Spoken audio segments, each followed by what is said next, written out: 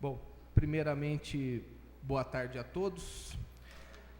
Agradeço aqui a oportunidade de estar aqui nessa ocasião, a Câmara de Atibaia, na pessoa da presidente Roberta. Agradeço também ao Dr. Tony, que coordena a Escola do Legislativo, uma formidável atitude dele de reativar essa escola, na qual contou com o apoio da presidência. Quiçá tivéssemos muitas escolas do parlamento aí nos mais diversos municípios. Temos até algumas, mas muitas delas inoperantes, estão ali só formalmente constituídas, mas não atuam. E o Dr. Tony, pelo que a gente conversou, tem visto, tem sido bastante atuante, está trabalhando bastante nessa empreitada. O meu tema é a Lei da Ficha Limpa, a famigerada Lei da Ficha Limpa para alguns, que é a Lei Complementar 135 de 2010, que veio a promover alterações na Lei 6490, Lei 6490, que é a Lei das Inelegibilidades.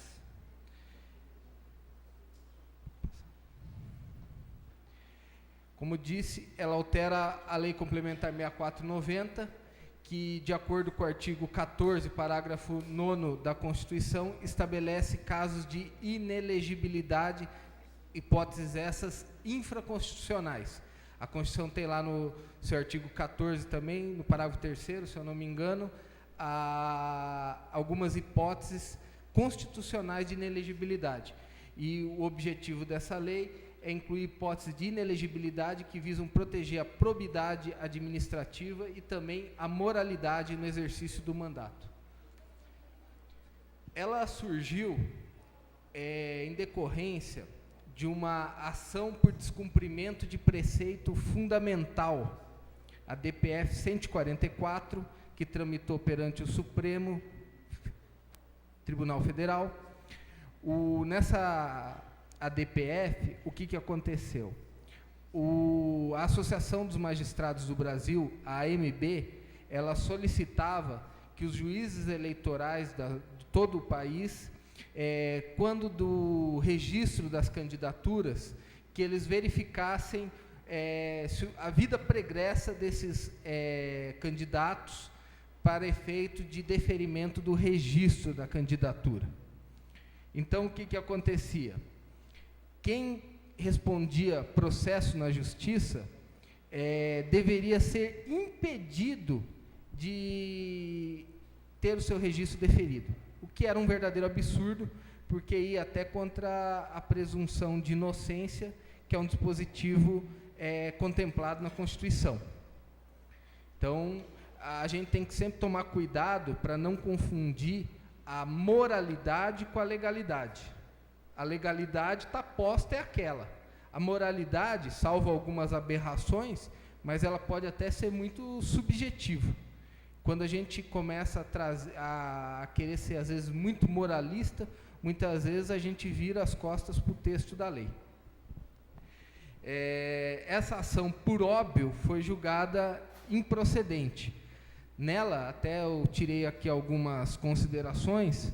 A primeira delas, a do ministro Gilmar Mendes, que ele falou claramente: cada vez mais nós sabemos que o direito deve ser achado na lei e não na rua. O que é um contraponto, desde aquela época, já ao grande antagonista dele no Supremo, que é o ministro Roberto Barroso. O Barroso, constantemente, em seus votos, tem dito que o julgador tem que ouvir a voz das ruas, que tem que julgar conforme os anseios da população, e o Gilmar Mendes já desde logo colocou que não se deveria ouvir as ruas, mas sim interpretar e obedecer à lei. O César Peluso, ele inclusive na ocasião enfatizou o princípio da dignidade humana. O César Peluso era também ministro, presidente até do STF, e ele assinalou naquela ocasião que a pecha da criminalidade é a mácula mais grave que pode se imputar a uma pessoa. Só que essa improcedência, ela não ficou por aí. Houve um inconformismo geral.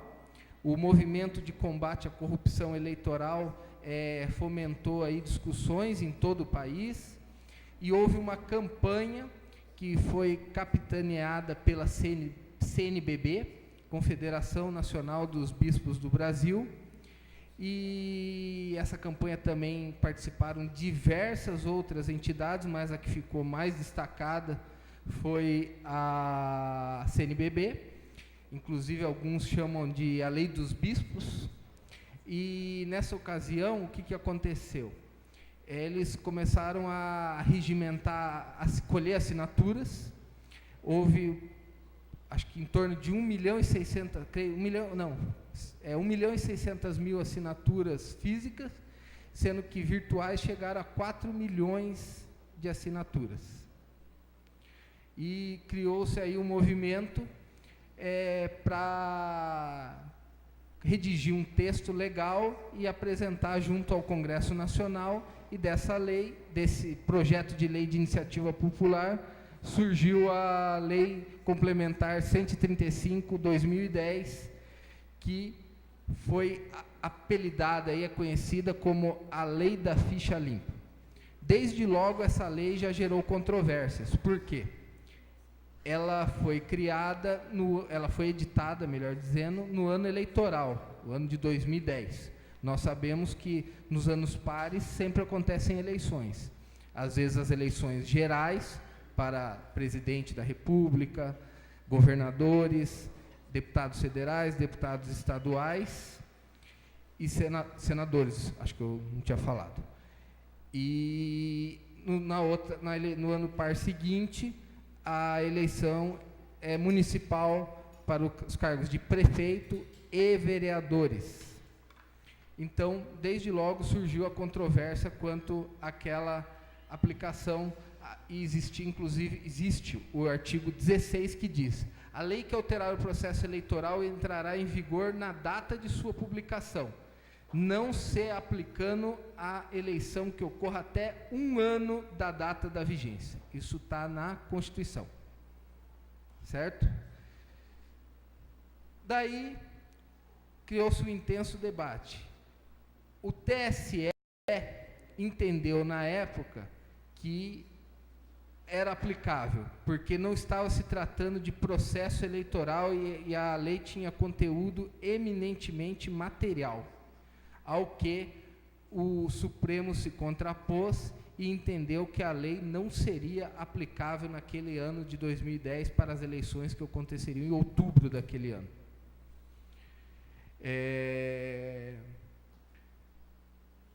Como foi dito, a Lei 135/2010, Lei da Ficha Limpa, ela altera a Lei Complementar 64/90, que gera...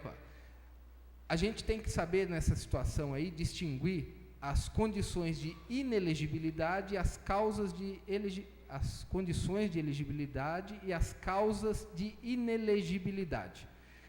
As condições de elegibilidade, elas estão previstas no artigo 14 da Constituição, e ela elenca ali no parágrafo 3º, entre outros, a nacionalidade brasileira, o pleno exercício dos direitos políticos, o alistamento eleitoral, ou seja, você tem que ter o título de eleitor, domicílio eleitoral na circunscrição, atentando que antes o período era de 1 ano, pelo menos, agora reduziu, filiação partidária, gostem ou não, o cidadão tem que estar filiado a um partido político para se candidatar. Houve até agora, na última mini-reforma eleitoral, uma discussão acerca da candidatura avulsa, ou seja, uma candidatura em que o cidadão poderia se candidatar independente da filiação partidária, mas não passou.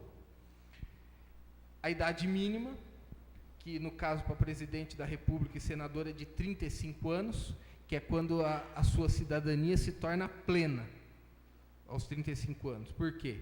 Antes disso, você, por exemplo, não pode se candidatar ao cargo de presidente e a senador, só com 35 anos de idade. Pois não?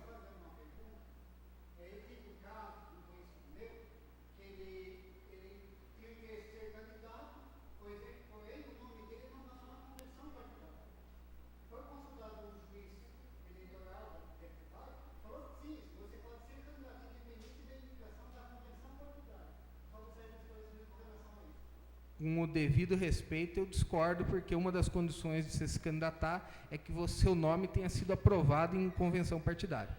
Não existe a possibilidade de você ser, no atual ordenamento jurídico, e como falei, existe essa situação aí da candidatura avulsa, existe até uma discussão no Supremo de um candidato que tentou na eleição para a Prefeitura do Rio, um advogado, que eu acho que ele não deve conhecer muito de direito eleitoral, ele tentou ser candidato lá no Rio, foi indeferido, lógico, a candidatura dele, e ele está levando essa discussão ao Supremo. Mas uma das condições de elegibilidade do cidadão é ele estar filiado a um partido político e, mais do que isso, ter sido escolhido na convenção partidária, certo? Daí 21 anos para deputado, 30 anos para governador, vice-governador dos estados e do Distrito Federal, 21 anos para deputado federal, estadual, distrital, prefeito, vice-prefeito e juiz de paz, e 18 anos para a vereança. O artigo 14, como eu falei no parágrafo 4º, ele elenca algumas causas de inelegibilidade que são constitucionais. São os inalistáveis, que são os conscritos. O que são os conscritos? Os conscritos são aqueles que estão no exercício do serviço militar ou de prontidão. E também os analfabetos. Se bem que existe alguns analfabetos aí que têm conseguido se candidatar, pelo menos alguns analfabetos funcionais, né?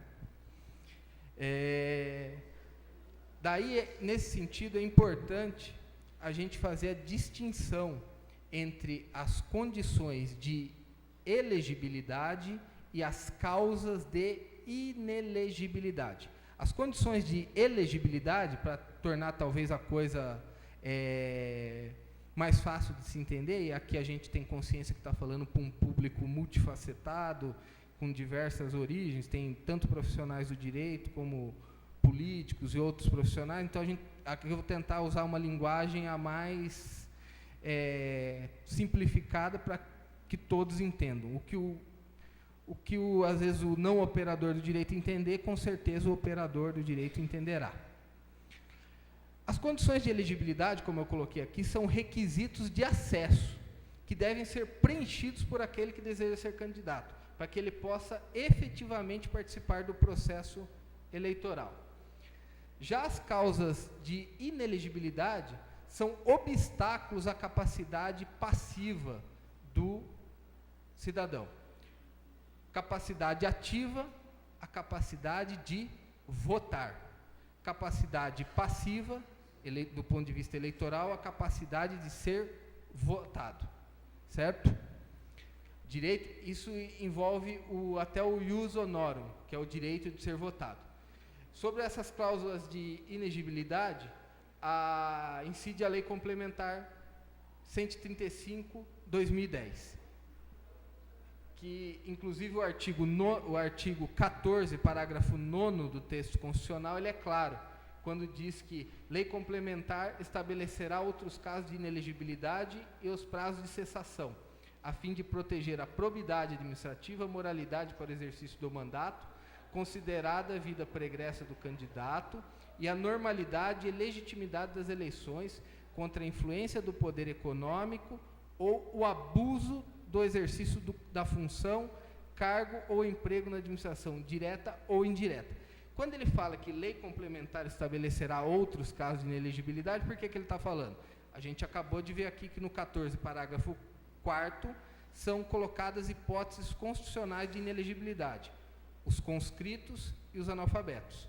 Só que o próprio texto constitucional fala no parágrafo 9º que lei complementar estabelecerá outras hipóteses que são hipóteses infraconstitucionais, ou seja, hipóteses que estão fora da Constituição. E quando ele faz referência a essa lei complementar que vai estabelecer essas hipóteses, ele está fazendo referência à lei complementar 6490, dita Lei das Inegibilidades, que vai ser a lei que vai ser alterada posteriormente pela Lei da Ficha Limpa, 135/2010, estabelecendo novas hipóteses de inelegibilidade, ampliando os prazos de inelegibilidade, além de uma série de outras questões que veremos logo adiante.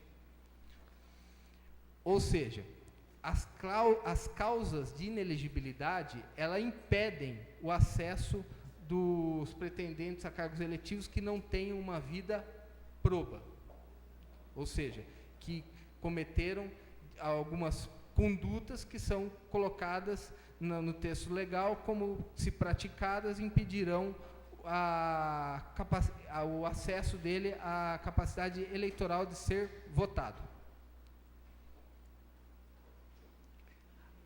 A lei da ficha limpa, como eu falei já aqui desde o começo, ela sofreu uma série de questionamentos e foi bastante controversa.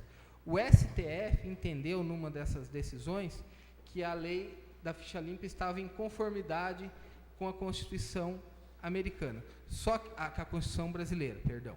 Só que houve diversos autores, juristas, das mais diferentes correntes do direito, que começaram a questionar a constitucionalidade da lei da ficha limpa. Um deles é o Marcelo Ramos Peregrino Ferreira, grande eleitoralista de Santa Catarina, foi juiz eleitoral, inclusive, em Santa Catarina.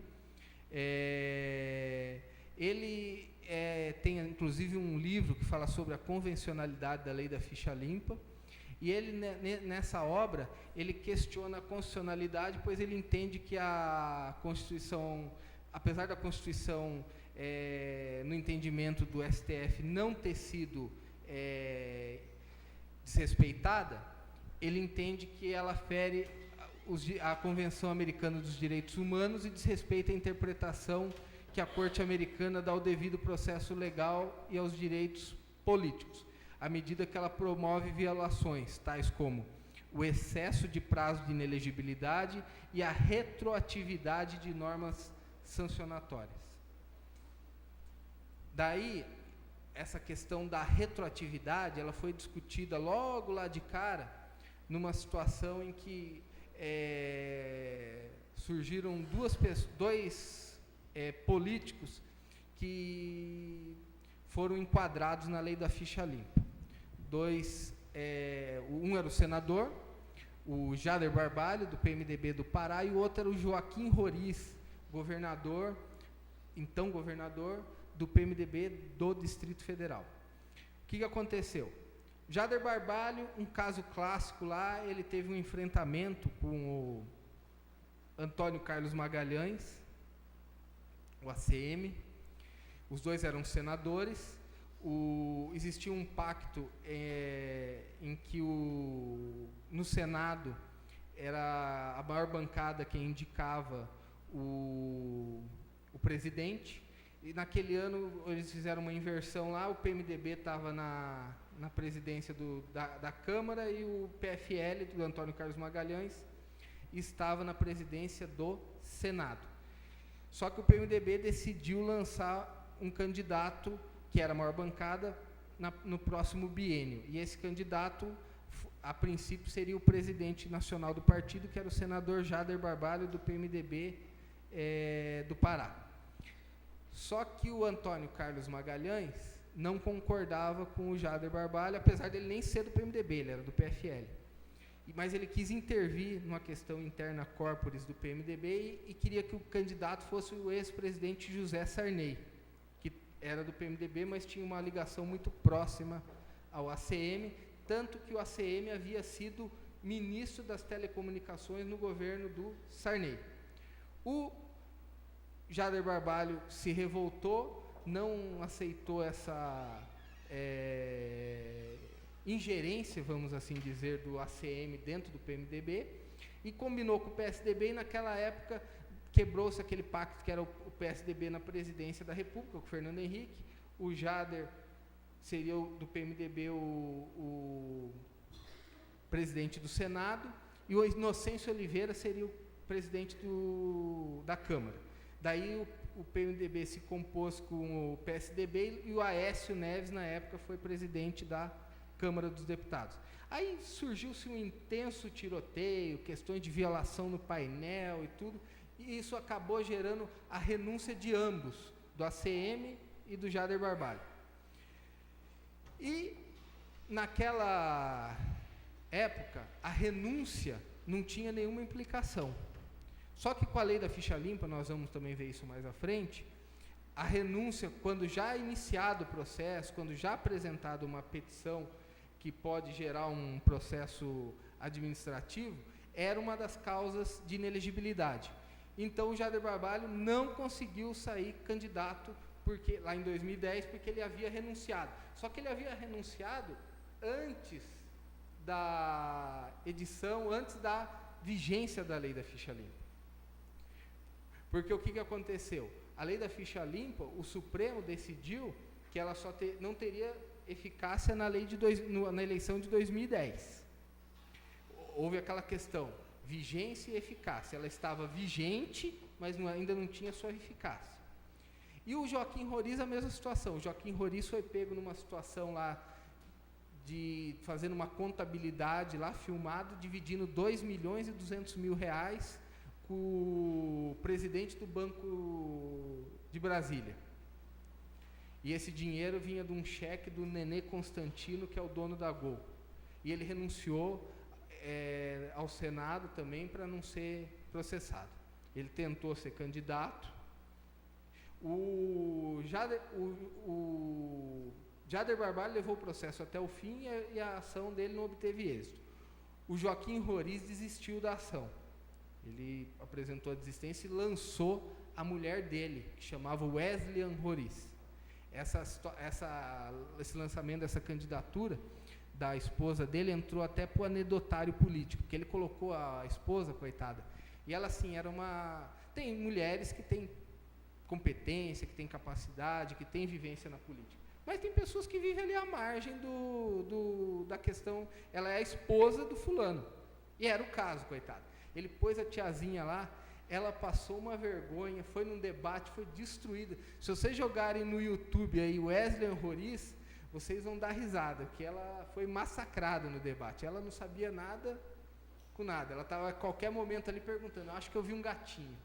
Ela perdida, não tinha a menor condição de ser candidata. Ele ter colocado ela, coitada, nessa enrascada aí foi um ato quase que de desumanidade. Era causa até para divórcio, porque ela foi massacrada, ela foi destruída nos debates. Não tinha nenhum preparo, nenhum conhecimento para ser a candidata.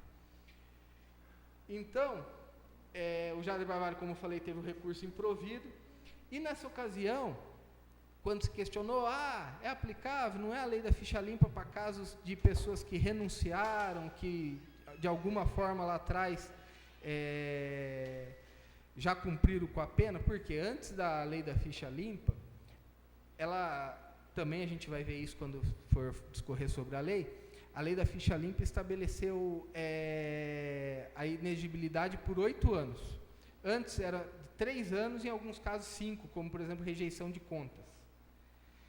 Então o que aconteceu? Vai voltar para pegar um absurdo. O cidadão, por exemplo, fez a renúncia não tinha nenhum efeito quanto à inelegibilidade naquela época. Então aí você cria uma lei posterior para pegar ele lá atrás. Se talvez ele soubesse o que aconteceria, ele não teria renunciado. Estamos falando, como eu falei, sempre aqui no aspecto legal, não adentrando a moralidade. E daí aconteceu essa discussão toda, e lá no TSE o ministro Arnaldo Versiani, que era da classe dos juristas, o Arnaldo Versiani é advogado, estava indicado para exercer um mandato como ministro do TSE, ele disse que a inegibilidade não é pena, é mera consequência de restrição temporária na capacidade passiva do cidadão. Portanto, poderia haver a retroação da lei. Daí a gente também tem que ter sempre em mente a distinção entre a inelegibilidade inata, que ela diz respeito à própria condição da pessoa, ela é intrínseca. Por exemplo, eu sou analfabeto, eu sou inelegível, é uma condição minha. Ou sou esposo ou filho da governadora do estado que já foi reeleita. Eu não posso ser candidato ao cargo dela em hipótese nenhuma, mas também não posso ser candidato a outro cargo se ela não renunciar 6 meses antes do fim do mandato. 6 meses antes da eleição, minto. Eu já chego aí. A lei da ficha limpa, então, ela estabelece, e daí, além da questão da inelegibilidade nata, existe também a inelegibilidade cominada, que é aquela decorrente da prática do ato doloso pelo sancionado. Por exemplo, tive minhas contas rejeitadas. Então, o que acontece? Eu estou inelegível. Foi me cominada essa penalidade, apesar do Arnaldo Versiani, contra o direito, contra a lógica, contra os princípios, ter dito que não era pena. E o que acontece? Em recente julgado, antes de eu prosseguir, pois não, qual que era a sua, para eu não esquecer? Sim, também. Tudo bem que é na esfera, tudo bem que isso é penal, mas pode também ser usado aqui no caso. Eles entenderam que não. O Supremo e o TSE entenderam que não. Essa questão, inclusive, ela voltou à pauta recentemente, em que o TSE foi levada novamente à discussão e o TSE decidiu não modular os efeitos da decisão que permitia aplicar a lei da ficha limpa em casos anteriores. Na ocasião, até o ministro Ricardo Lewandowski, que era o relator, disse que aquilo poderia causar um enorme prejuízo, porque havia diversos prefeitos que estavam no exercício do mandato e que, se fosse aplicado de fato a retroatividade da lei da ficha limpa, eles teriam que ser realizadas novas eleições com todos os custos e a logística que isso envolveria. Então, não foi limitado o alcance de uma decisão tomada anteriormente pela Corte, que aplicava o prazo de 8 anos de inelegibilidade previsto pela lei da ficha limpa. A punição, ela vale para todos os candidatos que foram condenados por abuso do poder político ou econômico, e o plenário aprovou que os efeitos da condenação transitada em julgado ou sem possibilidade de recurso devem ser aplicados a todos os processos de registro de candidatura em trâmite. Certo? E como eu falei, o Ricardo Lewandowski, que foi o relator, sugeriu que houvesse a modulação dos efeitos, e o ministro Fux, que liderou a corrente que acabou sendo a vencedora dentro do Supremo, advogou pela teoria de que não deveria haver qualquer limitação a essa ordem. Certo? Você pode passar. Então, agora a gente vai falar um pouquinho sobre a Lei Complementar 135/2010 propriamente dito. Vamos tentar não fazer uma coisa enfadonha, de simplesmente ela é a lei, fazer alguns comentários, mas a gente precisa ter o texto em mãos, porque eu acho que vai ficar mais fácil para vocês a compreensão.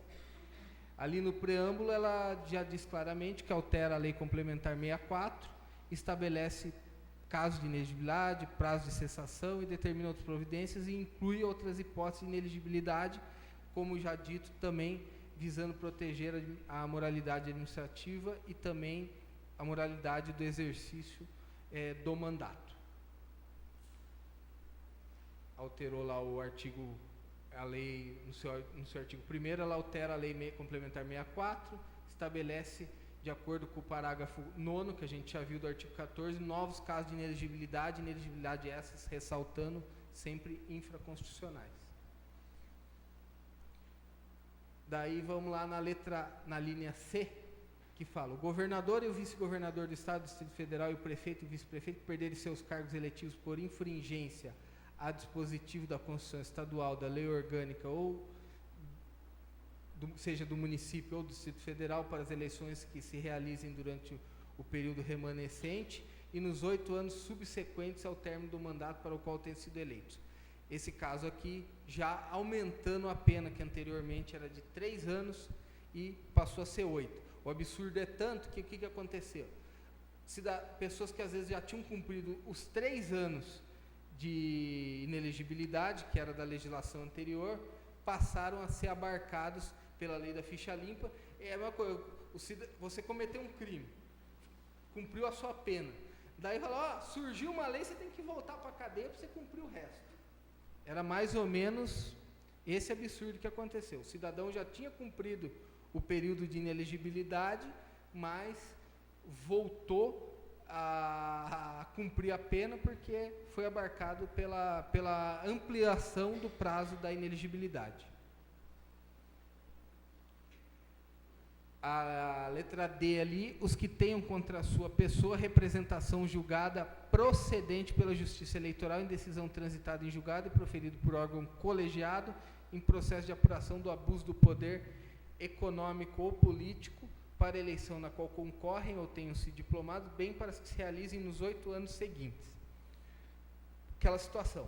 Uma coisa que a gente sempre tem em mente é que a legislação eleitoral, ela visa garantir a paridade de armas, ou seja, o equilíbrio. Claro que dificilmente, na prática é difícil, às vezes o candidato tem mais poder econômico, o outro tem menos, é mais conhecido um que o outro, mas isso pode até surgir, mas não pode haver o abuso disso. O abuso é aquilo que desequilibra, que gera uma vantagem excessiva de um em detrimento de outro, podendo até macular a vontade livre e consciente do eleitor. Então, o que acontece? O cidadão foi condenado na justiça eleitoral por abuso do poder político e econômico. Ele está inelegível por 8 anos. Como já dito, aqui sempre ressaltando, a lei da ficha limpa, ela ampliou o rol de inelegibilidades. Além de ampliar o rol, ela também ampliou a penalidade no questão temporal. Os que forem condenados em decisão transitada em julgada, proferida por órgão colegiado, desde a condenação até o transcurso de 8 anos após o cumprimento da pena pelos crimes. Daí ele elenca aqui uma série de crimes. Eu vou me ater aos que eu considero mais relevantes, porque falar de crime contra a economia popular, fé pública, eu entendo que é mais salutar a gente falar das hipóteses aqui que nos interessam na questão eleitoral. E ele fala ali na letra 4, no número 4, os eleitorais para os quais comine pena privativa de liberdade. Ou seja, o cidadão foi condenado por crime eleitoral. A legislação eleitoral no que pertine aos crimes eleitorais, ela é bastante esparsa. Tem crimes eleitorais elencados na Lei 9.504 de 97, que é a Lei das Eleições, no Código Eleitoral e até em outras legislações extravagantes.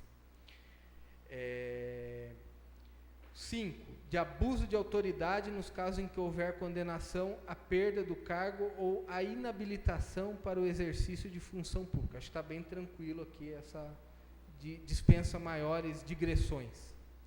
Lavagem de dinheiro, tráfico de entorpecentes, redução da condição análoga de escravo, contra a vida e dignidade sexual, praticados por organização criminosa ou bando, que forem declarados indignos do oficialato ou com ele incompatíveis, aquele cidadão que é o oficial de um cartório de registro dos documentos, do cartório de registro de imóveis, e ele pratica alguma ilegalidade, ele é sancionado com a penalidade da indignidade para o exercício do oficialato. Ele também está impedido pela lei da ficha limpa de ser candidato. Os que tiverem suas contas, essa aqui é uma hipótese que a gente tem que tomar cuidado, tiverem suas contas relativas ao exercício de cargos ou funções públicas rejeitadas por irregularidade insanável que configure ato doloso, portanto intencional, exclui-se a modalidade culposa aí, ou seja, aquela sem intenção, de improbidade administrativa e por decisão irrecorrível do órgão competente, salvo se esta houver sido suspensa ou anulada pelo Poder Judiciário para as eleições que se realizarem nos 8 anos seguintes, contados a partir da data da decisão, aplicando-se o disposto no inciso 2º do artigo 71 da Constituição Federal a todos os ordenadores de despesas, sem exclusão de mandatários que houverem agido nessa condição. Sempre atentando que nessa questão, a reprovação das contas, no que diz respeito ao Poder Executivo, ela não é feita pelo Tribunal de Contas. O Tribunal de Contas emite um parecer técnico. Quem aprova ou reprova as contas do Executivo é a Câmara o respectivo legislativo, no caso do governador, dos governadores, a Assembleia. E é um julgamento eminentemente técnico e político, mas a gente sabe que esse julgamento acaba sendo, em regra, político. Então, ao contrário do que acontece com o legislativo, se a conta for reprovada pelo Tribunal de Contas, está reprovado, não tem mais o que ser feito. Os detentores de cargos na administração pública, direta, indireta ou fundacional, que beneficiaram a si ou terceiros, pelo abuso do poder econômico ou político, que forem condenados em decisão transitada em julgada ou proferida por órgão judicial colegiado para eleição na qual concorre ou tenham sido diplomados, bem como para que se realizem nos 8 anos seguintes. Aqui tomar cuidado com a questão da vedação da conduta aos agentes públicos. Artigo 73 da 9504, que se praticar condutas que possam ser, no exercício do cargo, que possam ser caracterizadas abuso do poder político ou econômico, também estarão incidindo numa hipótese de inelegibilidade. Os que forem condenados em decisão transitada em julgada ou proferido por órgão colegiado da Justiça Eleitoral por corrupção eleitoral, captação ilícita de sufrágio, por doação, captação ou gastos ilícitos de recursos de campanha ou por conduta vedada aos agentes públicos em campanhas eleitorais que implicam cassação do registro ou diploma pelo prazo de 8 anos a contar da eleição. Aqui tomando cuidado que a gente houve aí uma grande alteração na sistemática aí, à medida que o STF entendeu que as empresas, as pessoas jurídicas, portanto, estavam impedidas de doar. Como até o desembargador falou aqui, houve entendimento que de alguns lá, o ministro Toffoli foi um voto destacado nesse sentido, de que pessoa jurídica não vota e, portanto, não deveria doar. A pessoa jurídica não vota, mas o dono dela vota. E uma coisa que a gente tem, às vezes, que tomar cuidado para não ser excessivamente moralista. Eu entendo que a pessoa jurídica tem que doar. Ela tem que defender, às vezes, o interesse dela. Só que isso, primeiro, tem que haver uma limitação clara, não pode doar qualquer absurdo. E eu entendo também, isso é uma questão minha, que a empresa jurídica, a pessoa jurídica, portanto, a empresa que doou, ela só pode, na minha concepção, ela só deveria poder doar para um candidato que disputa aquele cargo. Que aí ele está claramente, olha, eu tenho lado, eu estou doando para esse aqui, eu não estou doando para todo. Quando você doa para todo mundo, aí você está claramente colocando-se ali que você tem interesses escusos, ou seja, você está atirando no que acertar. Mas você pega e faz a escolha, olha, é esse aqui que eu estou escolhendo. Claro, não vamos ser aqui ingênuos, ser poliana, de achar que isso não pode gerar o caixa 2. Eu lá no caixa 2 eu vou doar para todos, mas oficialmente eu vou doar. Aí a justiça também tem que criar a receita, criar mecanismos de fiscalização. Mas eu entendo que a pessoa jurídica deveria poder doar. Eu discordo desse entendimento de que a pessoa jurídica não pode doar. Então, a outra questão que a gente tem que também ter em mente é que a pessoa física, ela pode doar até 10% do rendimento bruto auferido no ano anterior ao pleito. Então, se fizer uma doação acima desse limite, também pode ter que devolver dinheiro, e se ficar caracterizado como abuso do poder econômico, pode também responder com todas as implicâncias que isso pode ter. Certo? Aqui é aquele caso que a gente falou das renúncias. O presidente, o governador, qualquer político que renunciar aos seus mandatos, desde o oferecimento da representação ou petição capaz de autorizar a abertura de processo por infringência ao disposto ao dispositivo da Constituição Federal, da Constituição Estadual, lei orgânica, para as eleições que se realizem durante o período remanescente do mandato para o qual for eleito e nos 8 anos subsequentes. O que acontecia? Era esse povo aí que eu citei, Jader Barbalho, Joaquim Roriz, até o próprio ACM, Só que o ACM não quis se candidatar, ele ficou um tempo afastado e só depois ele voltou. Ele, inclusive, ele acabou, quando ele faleceu, ele estava no exercício do mandato. Ele era senador da República e foi substituído pelo seu filho, o Antônio Carlos Magalhães Júnior. E o que acontece? Até a vigência da lei da ficha limpa, não havia nenhuma implicância na renúncia. A lei estava posta ali, lei vigente, válida, eficaz, e renunciou as situações inerentes à renúncia, apenas essa. A lei da ficha limpa, para evitar que houvesse essa situação, às vezes o cidadão via que ele estava em maus lençóis, que ele estava em apuros, ele renunciava, porque ele sabia que ele podia se candidatar na eleição seguinte e voltar. Sob esse aspecto, eu acho perfeitamente bacana ter feito essa lei para evitar isso, que é imoral realmente. O cidadão vê ali que está numa situação, como eu disse aqui, uma situação que provavelmente levará à cassação do mandato, e daí o que acontece? Renuncia. Mas isso é válido dali para frente. Não tem sentido voltar. Quando ele renunciou, não existia essa implicação. Então isso não estava no norte dele.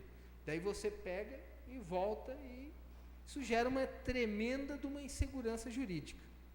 E você vai lá, não, tem que ser assim mesmo, tal. Mas quando você dá aso à insegurança jurídica, a insegurança jurídica pode vir para todos. Porque o cidadão esse caso aí é um caso que de repente não te implica diretamente. Vai implicar ali talvez na vida do senador, do governador que fez essa renúncia. Mas daí começa o legislador a achar que pode criar outras situações. Isso quando também o judiciário não resolve interpretar a lei, de uma forma que começa a fazer retroação da legislação, claramente prejudicando o cidadão. Então a gente tem que tomar bastante cuidado aí nesse aspecto. Os que forem condenados em decisão transitada em julgado ou proferida por órgão colegiado por ato doloso de improbidade administrativa que importe lesão ao patrimônio público e enriquecimento ilícito, desde a condenação ou o trânsito até o transcurso do prazo de 8 anos. Nessa situação aqui, deixando claro que existe ali uma necessidade de que, para haver essa inelegibilidade, tem que ter praticado ato doloso de improbidade administrativa, recordando aqui, Lei de Improbidade Administrativa, a famosa LIA, artigos 9º, 10 e 11. Artigo 9º, lesão ao erário. Não, artigo 9º, enriquecimento ilícito. Artigo 10, lesão ao erário. E o 11, infringência dos princípios que devem informar a administração, o famoso LIMP, legalidade, impessoalidade, moralidade, publicidade e eficiência, sem prejuízo dos outros princípios também implícitos ou explícitos no ordenamento constitucional. Para a prática da improbidade, o 9º e o 11 falam da questão, são dolosos, para enriquecimento ilícito ou infringência aos princípios da administração, necessariamente doloso. O artigo 10, que é lesão ao erário, ele pode ser praticado na modalidade culposa. Nesse caso aqui, para efeito de inelegibilidade, tem que haver lesão ao patrimônio e enriquecimento ilícito. As duas coisas têm que estar ali concomitantes. Às vezes você causou até, por exemplo, lesão ao erário. Você foi descuidado, mas você não, necessariamente, você não teve enriquecimento ilícito.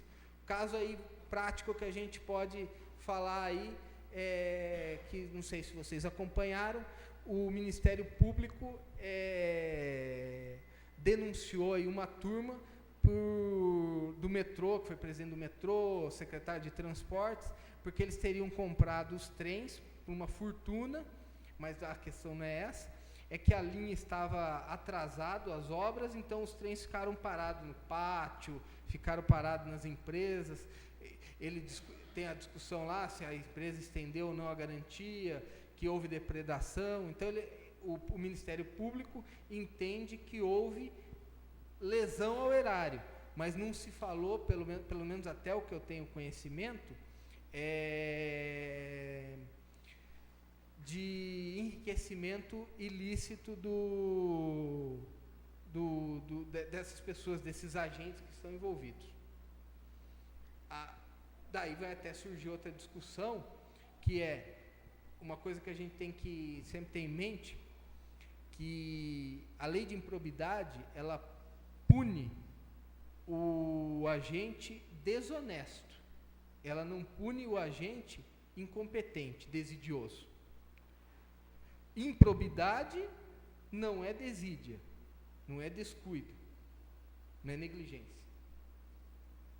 Então, vamos esperar aí e aguardar para ver, porque se não ficar caracterizado, eles podem ter sido até descurados no trato com a coisa pública, mas será que eles tiveram o dolo de causar esse prejuízo ao erário? Tem que ser o dolo e intenção. Então, aquela sanha acusatória do Ministério Público, a gente tem que sempre tomar cuidado. Eu acho que o Ministério Público é um órgão formidável, precisa ver a fiscalização, só que ultimamente estão acontecendo excessos, que muitas vezes encontram a conivência do judiciário. Só um minutinho, só para concluir aqui. Às vezes a gente parte de uma presunção que deveria ser o que está na Constituição, que é a presunção de inocência, e a gente parte para uma presunção de culpa, quase de uma culpa objetiva. Então a gente tem que tomar cuidado com essa criminalização da política. Eu estou colocando aqui talvez uma visão de advogado, de procurador municipal, talvez seja uma visão diferente de quem me antecedeu, que eram membros do Poder Judiciário, portanto talvez enxerguem a coisa sobre outro prisma. A minha visão é essa. Eu acho que a lei da ficha limpa é um instrumento formidável, só que ela contém claramente excessos, essa questão da retroação é um absurdo, certo? O Gilmar Mendes, vou citar ele novamente aqui, o pessoal que articulou ali, que bolou a lei, não gosta muito dele, porque ele fala que a lei da ficha limpa foi feita por bêbados. Tal a quantidade de impropriedades, de incongruências que a lei tem. Então eu acho que a gente tem que punir na forma da lei, mas tem que respeitar o devido processo legal, o contraditório, a ampla defesa. A gente não pode partir de uma presunção objetiva de culpa, a gente não pode criminalizar a política. Política eu não quero saber, política é tudo ladrão, política é tudo vagabundo, vamos arrastar, vamos queimar em praça pública. Essa criminalização é sempre perigosa. A gente tem que dar a cada um que é seu. E à medida que a gente parte para esse aspecto aí, me desculpe, estou até fazendo aqui de repente fugindo, mas acho que tem a ver com o conteúdo da aula. Se a gente parte para esse aspecto aí, a gente cada vez mais afasta quem é de bem, quem é honesto, quem é correto. Eu vejo um exemplo disso, vou citar um nome aqui, não estou aqui dizendo que eu tenho nenhuma, até porque eu não sou de lá, mas lá na terra do Dr. Hamilton tem o Bernardinho, jogador de vôlei, treinador vitorioso, palestrante, conferencista renomado, uma pessoa que tem conteúdo, que tem diversas ideias, que poderia de repente ser uma pessoa que poderia agregar ao Rio de Janeiro, independente da questão e da coloração partidária.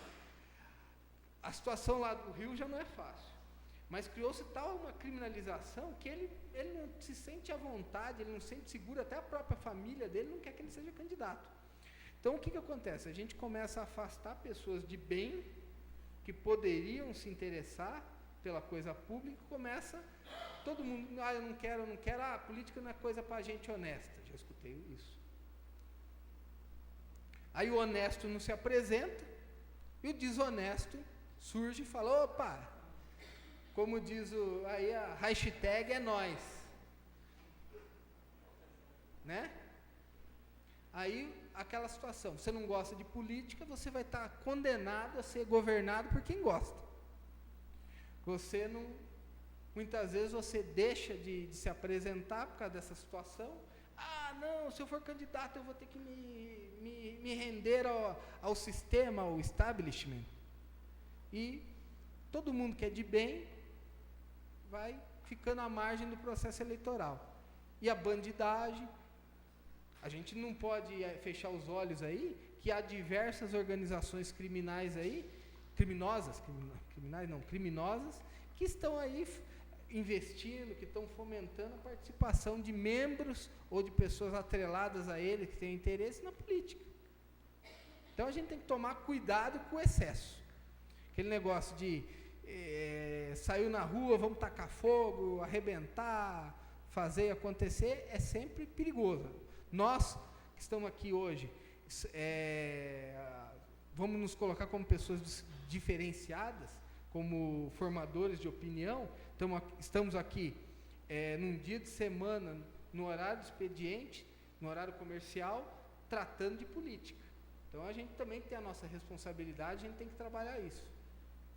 Desculpa, por favor, sua...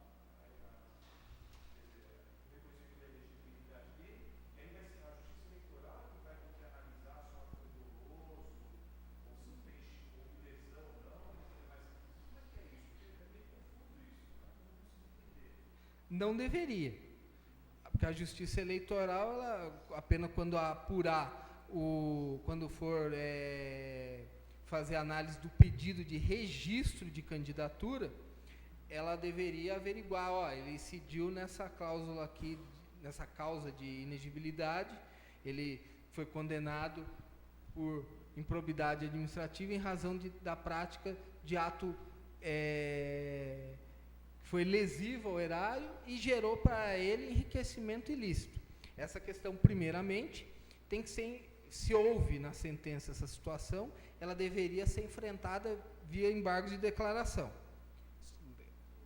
Esclarecendo aqui para alguns que não são operadores do direito, embargo de declaração visa fazer ali vamos tentar aqui colocar uma linguagem coloquial, não tão técnica, ela visa ali acertar, ajeitar uma sentença que essa sentença pode conter contradição, obscuridade e omissão.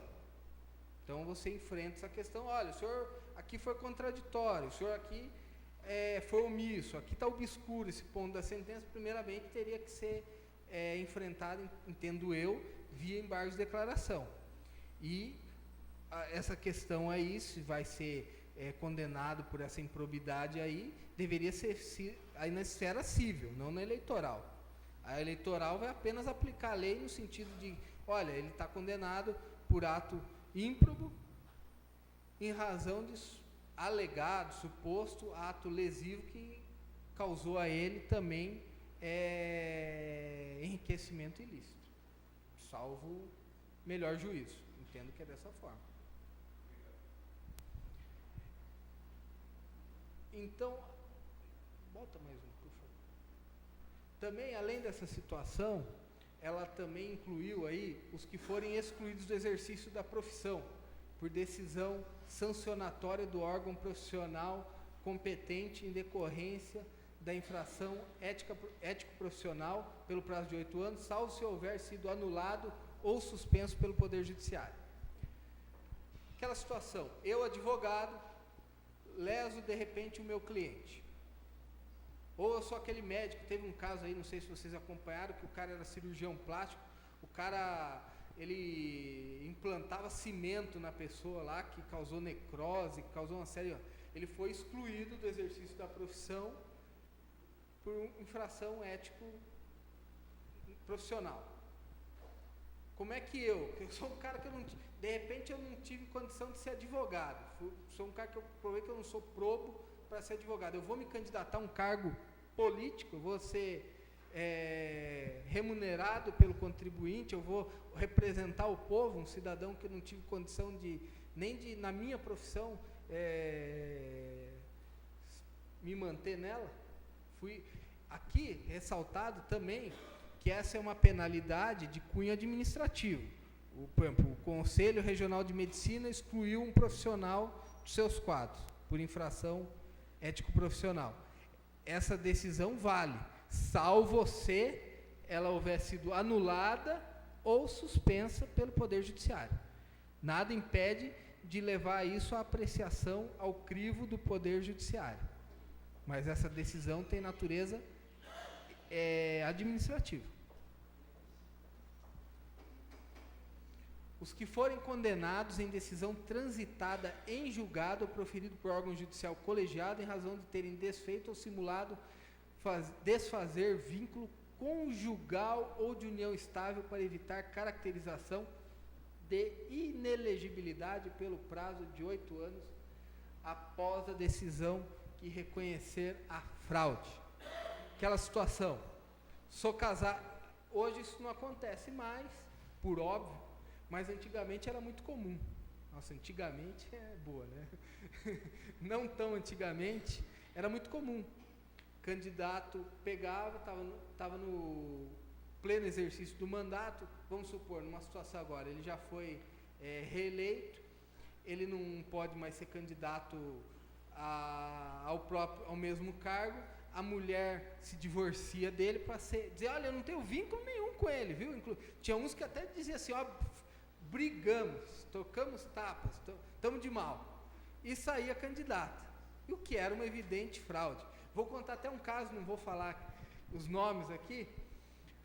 Candidato, o cidadão prefeito, naquela época não havia o Instituto da Reeleição, então faz tempo, hein? A reeleição, lembrando que foi para o segundo mandato do Fernando Henrique. Não havia a reeleição. A mulher dele, vereadora, queria ser candidata a prefeita. Se divorciaram. Aí que começou a desgraça toda a acontecer. Como diz o outro, não combinou com os russos, né?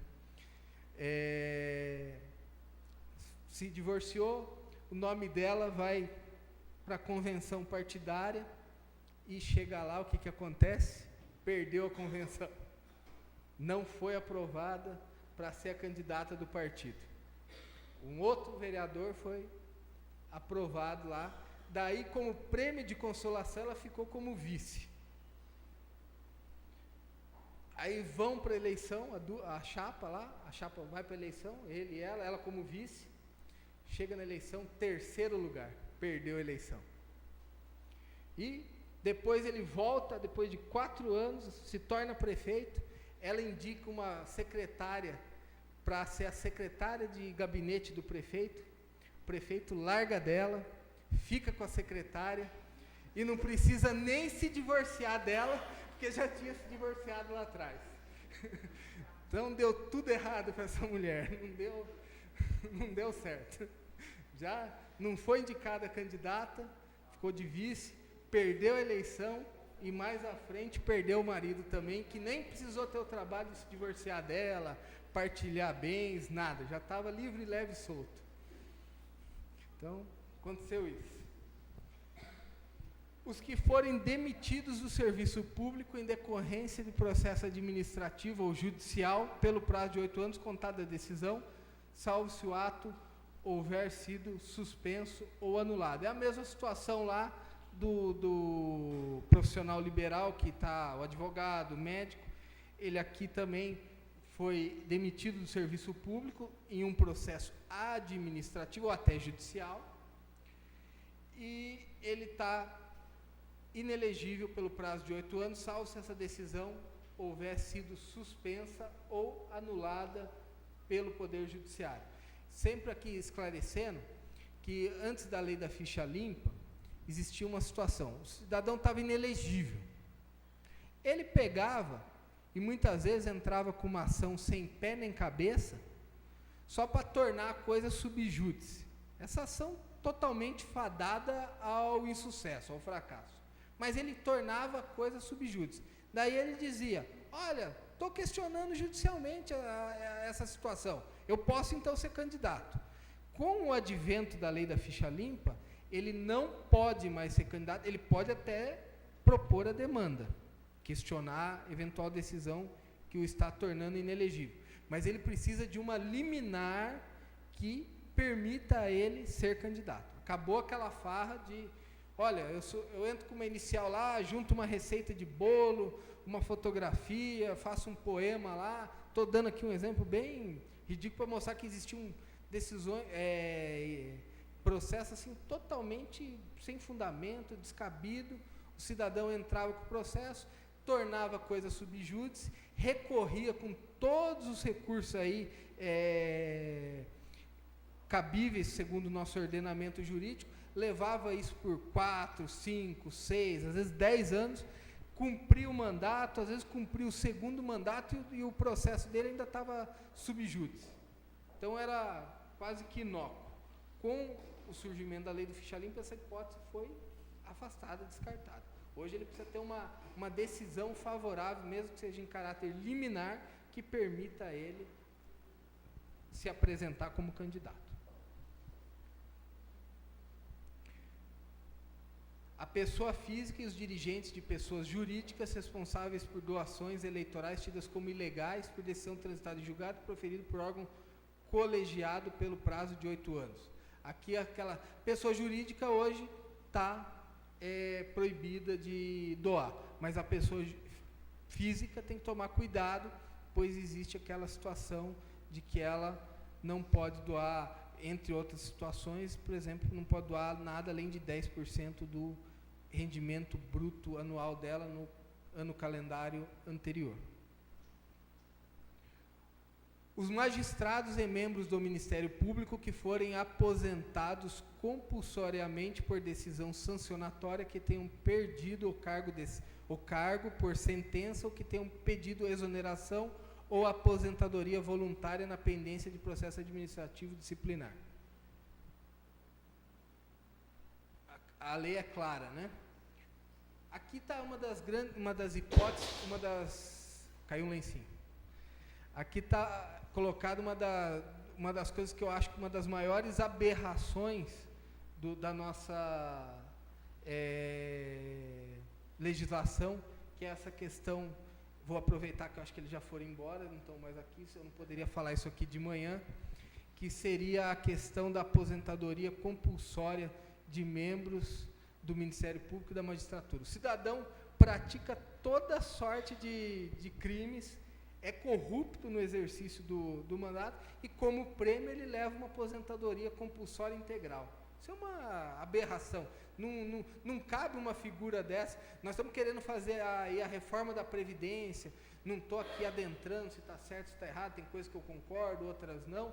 Mas a gente está discutindo aí essa questão de reforma de Previdência, e daí um magistrado, que é um dos mais altos cargos da República, que recebem salários elevados, o cidadão é corrupto lá no exercício do seu mistério e ainda recebe como prêmio, que pena que é essa, uma aposentadoria compulsória.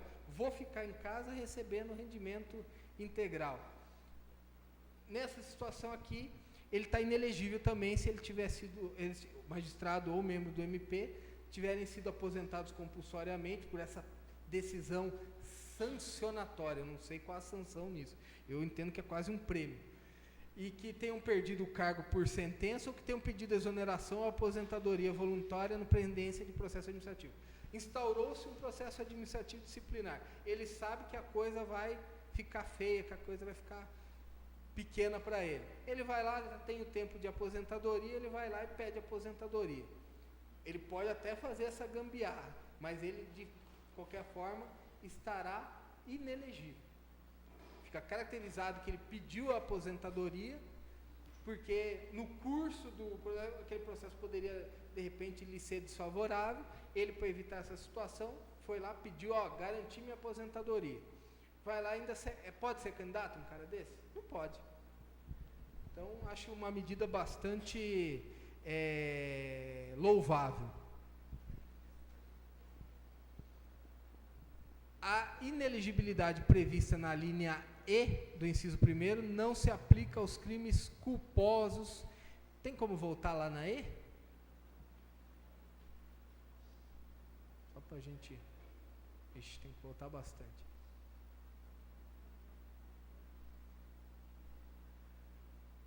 Aqui os que forem condenados em decisão transitada em julgado ou preferido por órgão colegiado.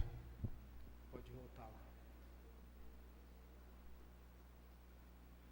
Daí, diz aqui que a inelegibilidade prevista naquela linha E, do inciso 1º, não se aplica aos crimes culposos e aqueles definidos em lei como de menor potencial ofensivo, nem aos crimes de ação penal privada. Daí tem o parágrafo 5º, a renúncia para atender à desincompatibilização com vistas à candidatura a cargo eletivo ou para a assunção do mandato, não gerará inelegibilidade prevista na linha K, menos que a Justiça Eleitoral reconheça a fraude ao disposto nessa lei complementar. Um caso aqui que a gente pode, um caso concreto, o caso do João Dória. O João Dória, eleito prefeito, assumiu dia 1º de janeiro de 2017, renunciou agora, 6 meses antes do pleito, para buscar uma candidatura ao governo do Estado. E essa renúncia dele não implica, por óbvio, inelegibilidade, até porque se implicasse ele não renunciaria. Seria uma coisa até totalmente desprovida de qualquer senso prático, qualquer lógica.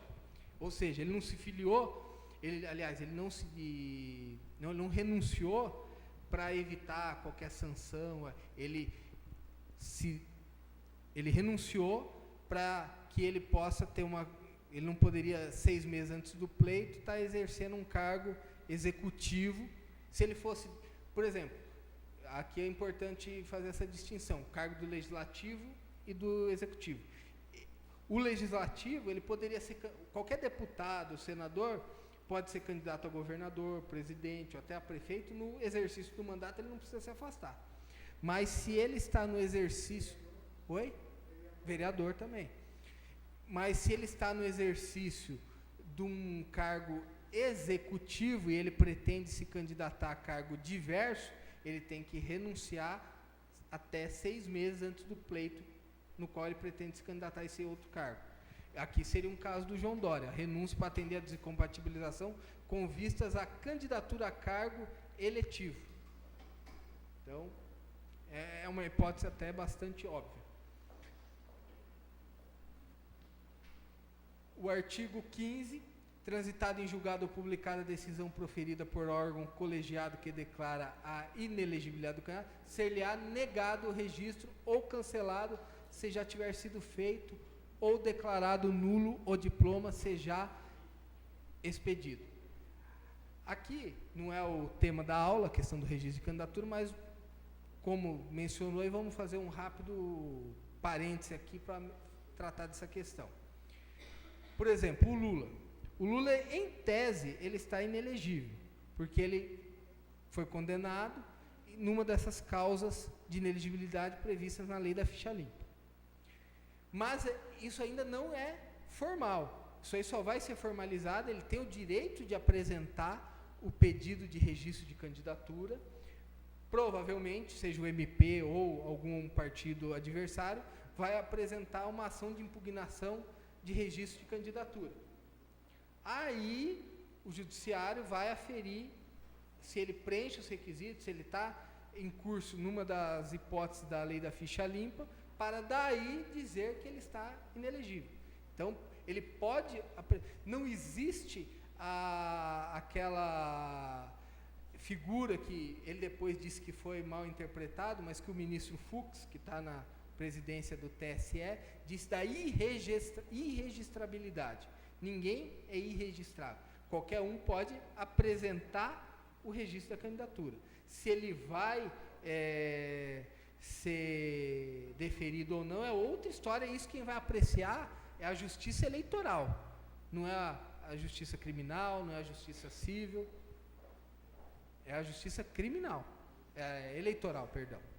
Inclusive, o artigo 16A da Lei 9.504 diz que o candidato que o registro estivesse pendente de julgamento, ele pode praticar todos os atos da campanha, ele vai, inclusive, poder participar do horário gratuito entre aspas, lembrando que as emissoras, para apresentar, têm abatimento dos seus tributos com o governo.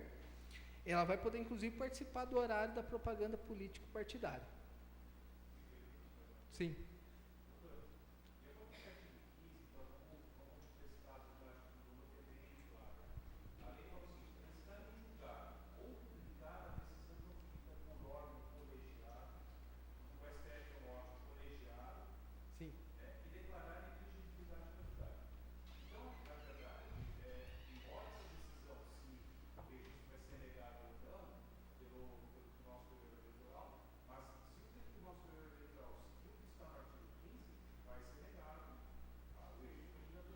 Sim.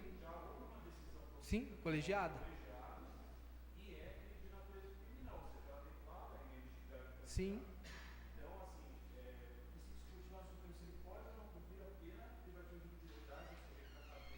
Sim.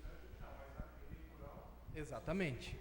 Está se discutindo lá no Supremo a questão da possibilidade de, desde já, ele estar cumprindo a pena, como está acontecendo. Porque a Constituição fala do trânsito em julgado. Sejamos técnicos. Independente de um aqui ter uma simpatia pelo Lula e de outro não ter, a decisão... Quer fazer isso? Na minha modesta visão, altera a Constituição. Vai lá, se bem que tem a questão de ser cláusula... Vai enfrentar essa dificuldade de que que é cláusula pétrea, né? De que é cláusula pétrea da Constituição. Ou seja, que não seria passível de alteração nem por emenda constitucional. Então tem esse questionamento.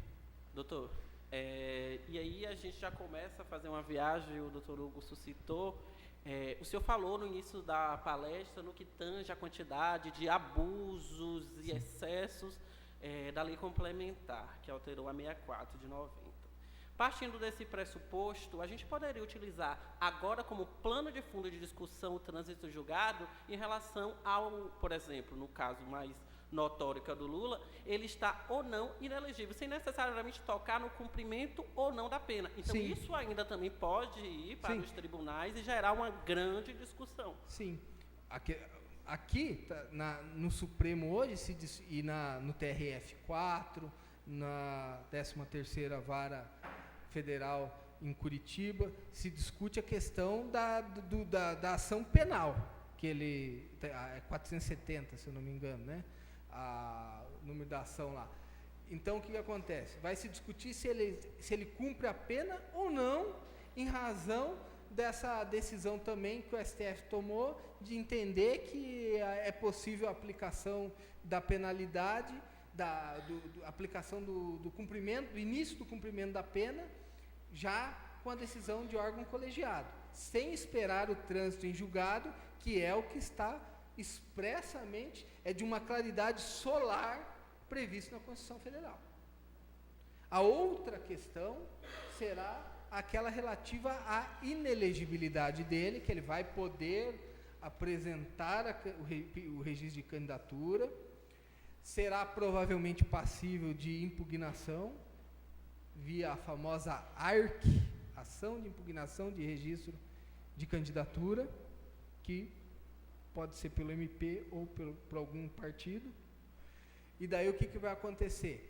Aí o Supremo, o TSE, vai analisar se ele está em curso ou não numa das causas de inelegibilidade previstas na lei da ficha limpa, e daí sim, mas, como eu falei, ressaltando o artigo 16A da lei 9.504, que permite a ele praticar todos os atos de campanha, inclusive participar do horário da propaganda político-partidária. Certo?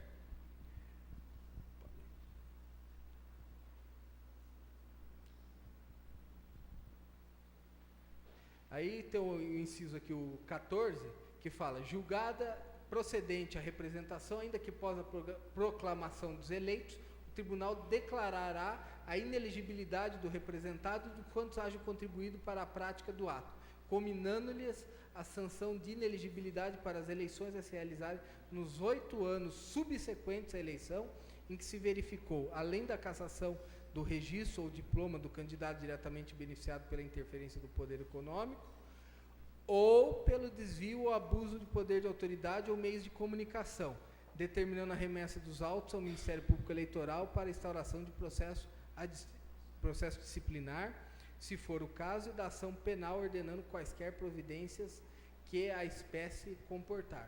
Então, aqui, inclusive, falando da questão do abuso dos meios de comunicação, abuso do poder de autoridade, desvio.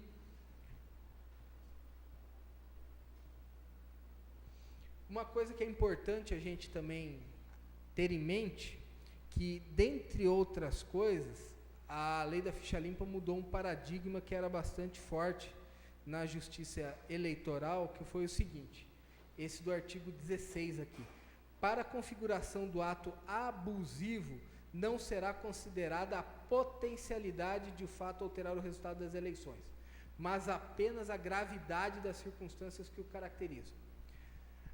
Antes do advento da lei da ficha limpa, existia essa questão da potencialidade da conduta, supostamente, do abuso do poder político, econômico, dos meios de comunicação. Houve potencial ou não para cidadão foi lá e distribuiu uns brindes num bairro tal. Essa conduta vedada dele teve o potencial de alterar o resultado do pleito ou não? Ou seja, ficava uma coisa muito subjetiva, uma coisa muito aritmética. Como é que você vai ter, às vezes, assim, ele praticou determinada conduta. A diferença de o cara tomou no município aí de 50 mil eleitores, ele perdeu por mais de 10 mil votos. Ou ele praticou a mesma conduta, só que a eleição foi brigada, num universo de 50 mil eleitores, ele perdeu a eleição por 200, 300 votos. Então ficava difícil aferir essa... Então hoje, conforme disposto expressamente no inciso 16 aqui foi colocado, para a configuração do ato abusivo, não se afere mais a questão da potencialidade, mas assim a gravidade do ato. Foi um ato grave? Foi um ato que afetou o equilíbrio, esse tipo de coisa, a gravidade, independente do potencial para alterar o resultado ou não do pleito. Então tirou essa subjetividade, e isso veio também alterar toda a jurisprudência do TSE, até dos tribunais regionais eleitorais, do Supremo Tribunal Federal, na qual se discutia essa questão anteriormente da potencialidade ou não para alteração do resultado, alteração até do equilíbrio do pleito. 26A, afastada pelo órgão competente, a inelegibilidade prevista nessa lei aplicar-se-á quanto ao registro de candidatura disposto na lei que estabelece normas para as eleições. Ou seja, se for afastada a inelegibilidade prevista nessa lei, o registro de candidatura segue o seu rito normal, sem qualquer incidente. 26B, o Ministério Público e a Justiça Eleitoral darão prioridade sobre quaisquer outros processos, aos processos de desvio ou abuso do poder econômico ou poder de autoridade, até que sejam julgados, salvo os casos de habeas corpus e mandado de segurança. Esses pleitos, na qual se visa apurar a prática aí de desvio ou abuso do poder econômico ou abuso de poder de autoridade, tem preferência sobre qualquer outro processo, exceto aqueles remédios constitucionais que são a figura do HC e do mandado de segurança. Parágrafo 1º. É defesa às autoridades mencionadas nesse artigo deixar de cumprir qualquer prazo previsto nessa lei complementar, sob a alegação de acúmulo de serviço no exercício das funções regulares. Aquela situação, o cidadão vai lá e despacha. Somente nessa data, em razão do invencível acúmulo de serviço ao qual não dei causa. Ele coloca lá. Ele coloca isso, claro, invencível acúmulo de serviço ao qual não dei causa. Até porque se ele dissesse que deu causa àquele acúmulo, ele seria processado por prevaricação, por desídia, por qualquer outra figura aí. Então, mas ele usava dessa desculpa, olha, é um invencível acúmulo de serviço ao qual ele não deu causa. Essa desculpa não é aceita. A lei é clara que ele não pode fazer esse tipo de alegação para, teoricamente, justificar o descumprimento de qualquer prazo. O descumprimento de qualquer prazo sujeita ele a responder infrações éticas disciplinares perante o seu respectivo órgão, certo? Parágrafo 2º. Além das polícias judiciárias, os órgãos da Receita Federal, Estadual e Municipal, os tribunais e órgãos de contas, o Banco Central do Brasil e o Conselho de Controle de Atividade Financeira, COAF, auxiliarão a Justiça Eleitoral e o Ministério Público na apuração dos delitos eleitorais, com a prioridade sobre as suas atribuições regulares. É aquela situação, gente. Cada vez mais nós estamos na sociedade da informação, tecnologia, informática, cruzamento de informações. É a mesma situação do imposto de renda. Quem tem assim a ideia de fazer algum tipo de... Vai fugir a palavra? Sonegar impostos. Hoje está cada dia mais difícil. A mesma ideia é a questão aí na eleitoral. Cada vez mais eles cruzam as informações. O cidadão, de repente, faz uma movimentação financeira estranha lá, doou via Caixa 2 para algum candidato. Esses órgãos todos, o COAF, o Banco Central e até o Ministério Público Eleitoral e a própria Justiça Eleitoral vão ter que colaborar, vão ter que contribuir para a apuração dessas irregularidades aí. O Conselho Nacional de Justiça, o Conselho Nacional do MP e as corregedorias manterão acompanhamento dos relatórios mensais das atividades fornecidas pelas unidades da Justiça, a fim de verificar eventuais descumprimentos injustificados de prazo, promovendo, quando for o caso, a devida responsabilização. Isso que a gente acabou de falar. Se o cidadão usar aquela desculpa esfarrapada que é flagrantemente contra o que a lei estipula, ele vai responder por essa infringência. Artigo 26C é importante porque também pode ter repercussão no processo eleitoral. Novamente, trazendo aí a figura do ex-presidente Lula, que ele diz que no 26C, o órgão colegiado do tribunal ao qual couber a apreciação do recurso contra as decisões colegiadas, aqui se refere às alíneas D, E, H, J, L e N do inciso 1 do artigo, poderá, em caráter cautelar, suspender a ineligibilidade sempre que existir plausibilidade da pretensão recursal e desde que a providência tenha sido expressamente requerida, sob pena de preclusão por ocasião da interposição do recurso. Não estou acompanhando o processo, mas acredito que os advogados, por ocasião da interposição dos recursos, já tenham feito, vão fazer esse pedido aí, de suspender a ineligibilidade. Se ele conseguir uma medida liminar, uma medida cautelar, que o permita ser candidato, ele vai ser candidato sob efeito de uma liminar. Aí entra aquela situação, E se eleito for e a questão não tivesse dirimido? A Constituição também diz que o presidente não pode ser investigado, punido por atos anteriores à presidência. Já vi aí gente advogando a tese de que ele vai poder cumprir o mandato, porque ele só não poderia ser processado. É a mesma lógica aí do presidente Temer, que teria que pedir autorização para o Congresso para ele responder. Mas daí seria também no exercício. O Congresso autoriza no exercício do... Ele só voltaria a discutir, a responder após o cumprimento do mandato. Conferido o efeito suspensivo, o julgamento do recurso terá prioridade sobre todos os demais, à exceção, novamente, como a gente falou, do MS e do HC.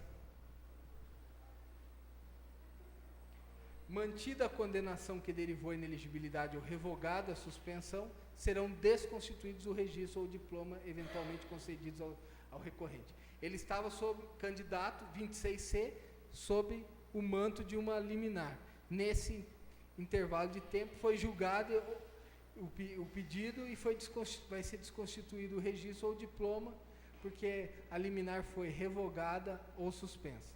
A prática dos atos manifestamente protelatórios por parte da defesa ao longo da tramitação do recurso acarretará revogação do efeito suspensivo. Aquela questão, às vezes, do abuso do direito. Existe a figura aí é sempre uma discussão tormentosa, né? Porque existe aí os recursos postos pela legislação. O advogado, muitas vezes, até como uma questão de dar satisfação e até no fiel cumprimento do mandato que lhe foi outorgado pelo cliente, só que às vezes existe aquele abuso, né? O recurso que é manifestamente protelatório. Esse abuso da possibilidade de recorrer pode gerar a revogação do efeito suspensivo anteriormente concedido. Os recursos interpostos antes da vigência dessa lei poderão ser aditados para o fim a que se refere o caput do artigo 26 da Lei Complementar 6490. Isso aí é aquela situação. O 26C diz que o cidadão, quando recorre, ele já deve manifestar o pedido de efeito suspensivo. Vamos supor que ele já tenha recorrido numa situação aí anteriormente à vigência da lei da ficha limpa. Então ele não teria cumprido um requisito.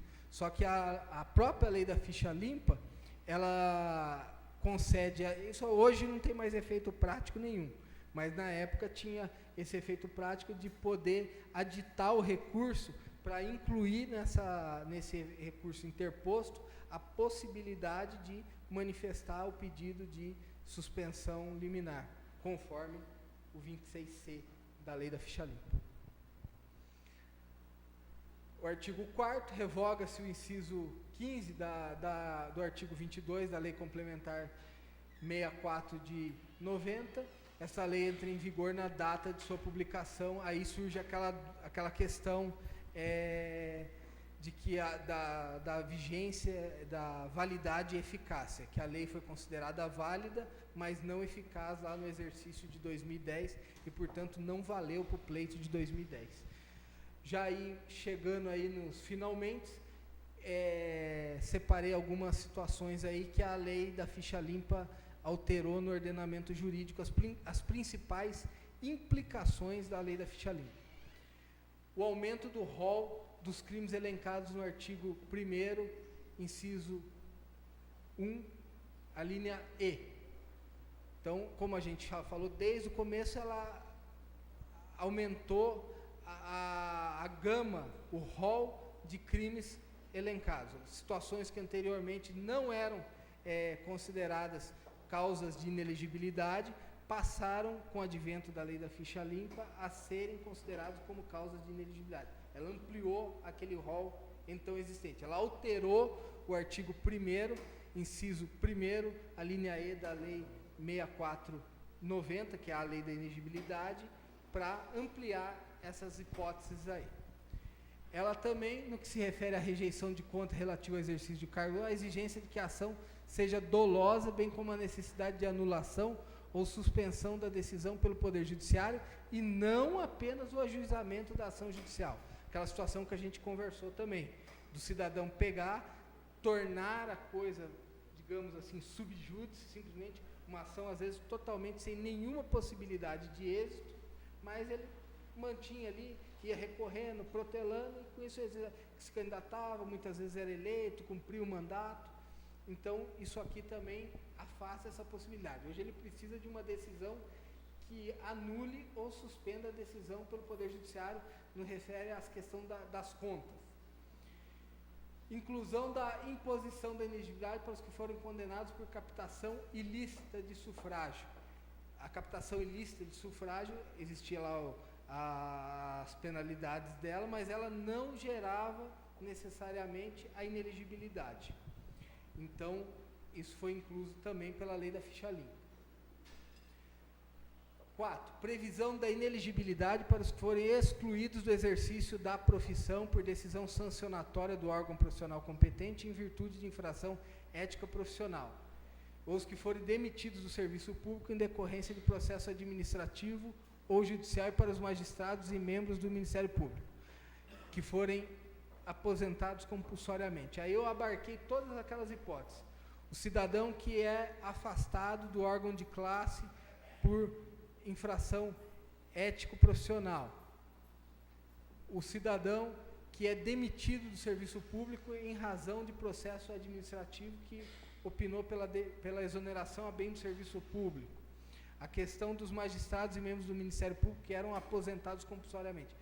Anteriormente a essa lei, isso não era uma causa de inelegibilidade. A partir do momento em que a lei da ficha limpa surgiu, ela tornou todas essas hipóteses aqui ditas como causas de inelegibilidade, ou seja, ampliou sobremaneira as hipóteses de inelegibilidade.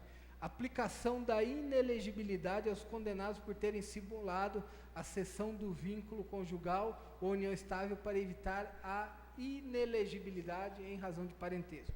Outra hipótese que nós tratamos aqui, citei até um caso prático. Então, hoje, se a pessoa fizer isso, vai estar incidindo aqui numa hipótese de inelegibilidade. Exclusão da incidência da lei que estabelece caso ilimitado sobre os crimes culposos de menor potencial ofensivo da ação penal privada e renúncia para fins de desincompatibilização. Também tratamos disso, falando que essa lei só os crimes dolosos, ela exclui a modalidade culposa. Além de excluir a modalidade culposa, não abarca aqueles crimes de menor potencial ofensivo da Lei 9.099/95. E também o caso que eu citei aqui como paradigma, o caso do João Dória, que se renunciou não para obstar o cumprimento da lei, mas ele obstou para cumprir o requisito de elegibilidade para ser candidato. Ele era prefeito, vai ser candidato a governador, então ele tem que estar afastado da prefeitura pelo menos 6 meses antes do pleito. Então, esses casos aqui não há incidência da lei da ficha limpa.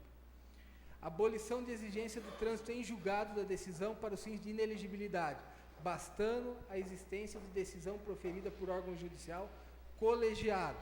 Isso também, como eu falei, está claro.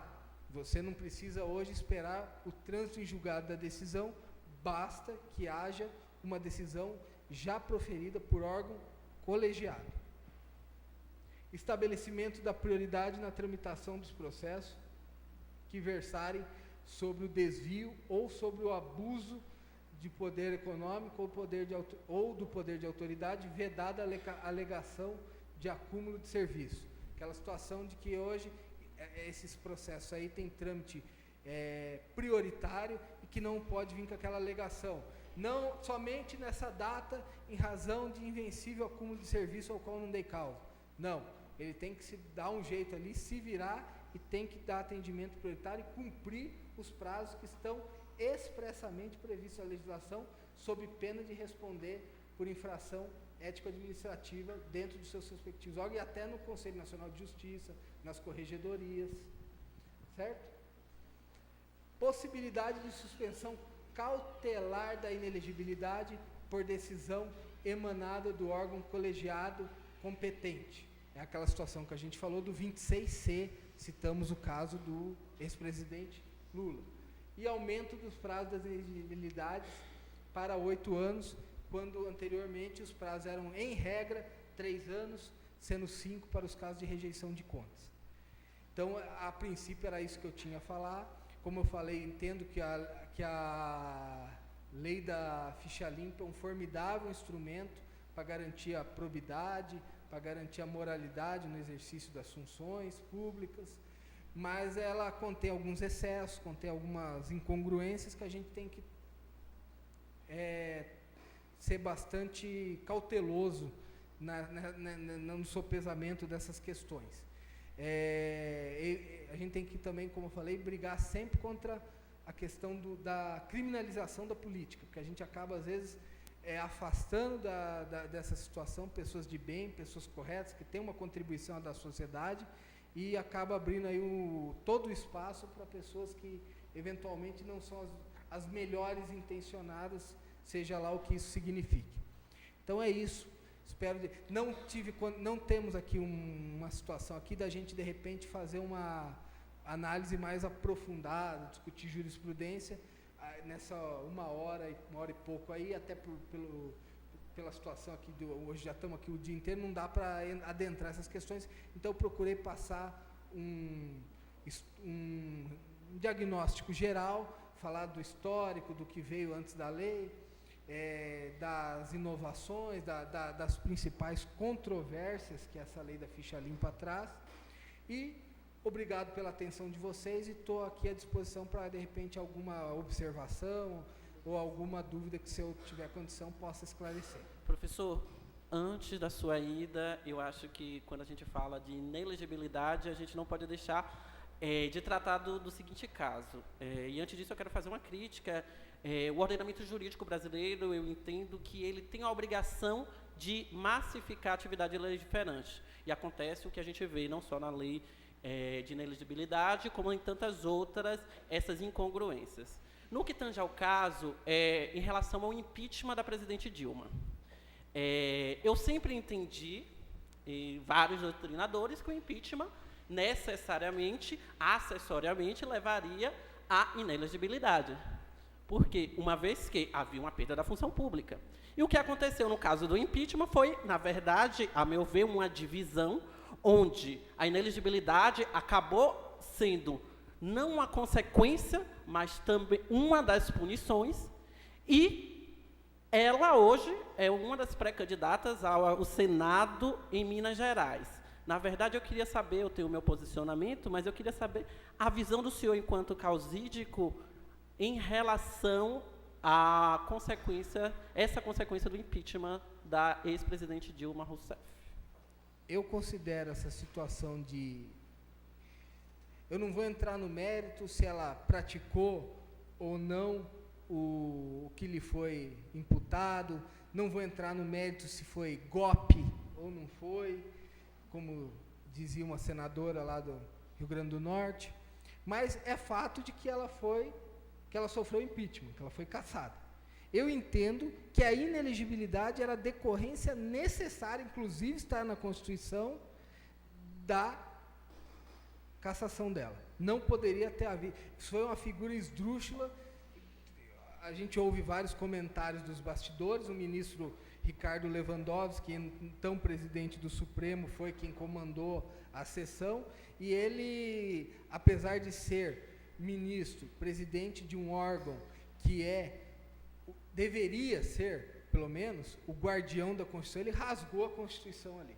Não vou entrar no mérito do que o levou a fazer isso, até porque eu não tenho bola de cristal e não tenho dons mediúnicos que me permitam ler a mente dele, nem privo da intimidade dele, a ponto dele me dizer o que aconteceu, o que o levou a fazer aquilo. A gente faz conjecturas, mas a decisão foi totalmente inconstitucional. Foi uma das grandes excrescências dos últimos anos praticada por alguém que seja ministro do STF. Mas se a gente pegar aí e for discorrer sobre isso, a gente acho que passa uma tarde aqui. Mas no meu entendimento, na minha visão, uma decisão, aconteceu o impeachment, é fato, é decorrência necessária e lógica do impeachment, assim colocado pela Constituição, que ela deveria ter os seus direitos políticos cassados e está inelegível.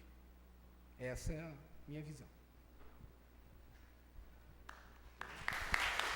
Agradeço a atenção de todos.